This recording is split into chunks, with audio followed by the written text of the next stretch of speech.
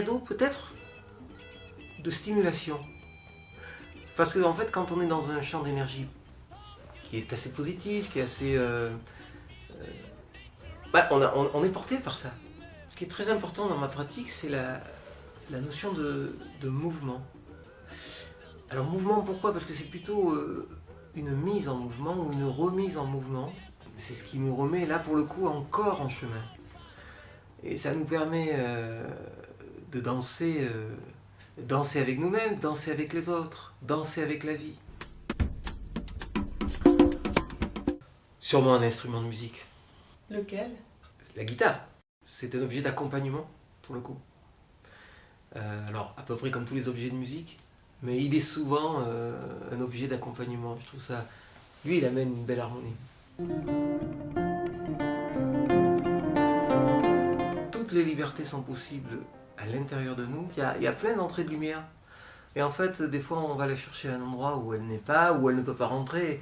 Peut-être que c'est intéressant d'aller la questionner ailleurs, là où une issue est possible pour la faire arriver jusqu'à nous. Et à l'intérieur de nous se trouvent des ressources et des possibles qui sont à notre disposition pour pouvoir générer des solutions face à des fois des difficultés qu'on rencontre, des fois des chemins qu'on perçoit comme des impasses.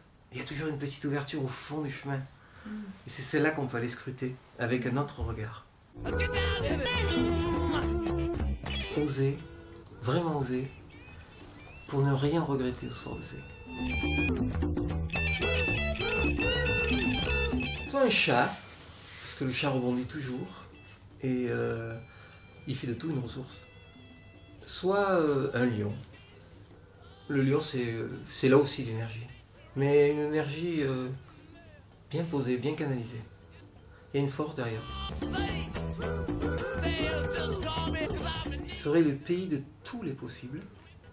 Voilà, il n'y a rien qui... Il n'y a aucun chemin qui n'empêche d'aller finalement à un endroit. Peut-être que la façon dont on l'emprunte, c'est ça qui fait la différence.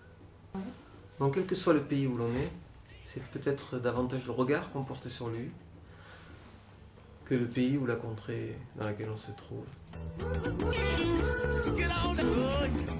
Soit le Dalai Lama, soit si je repense à mes acteurs de jeunesse, je crois que je dirais Jean-Paul Belmondo. D'accord. Donc deux univers complètement différents. D'un côté, c'est évidemment pour Belmondo, ça sera la légèreté de la vie, une forme d'insouciance, quelque part, quelque chose qui est virevoltant, qui inspire beaucoup de sourire et d'humour. Et le Dalai Lama, c'est évidemment un regard très sensible sur la vie,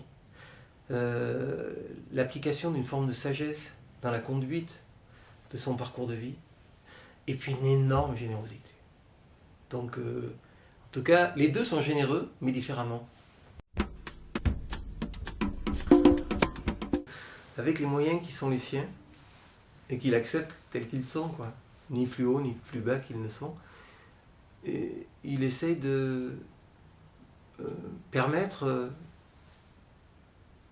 l'entrée de la lumière, sans prétention, hein. Mais ils permettent pour l'autre d'aller chercher sa lumière. Parce qu'il aurait envie d'un chemin en profondeur, mais d'un chemin joyeux. Pas d'un chemin de traverse, pas d'un chemin d'évitement, mais d'un chemin joyeux, au service de son évolution.